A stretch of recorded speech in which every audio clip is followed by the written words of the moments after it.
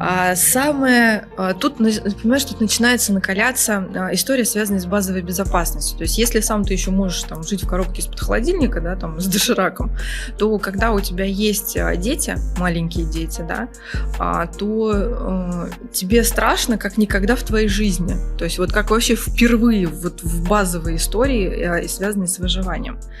И на тот момент самым безопасным мне показалось пойти в хороший найм.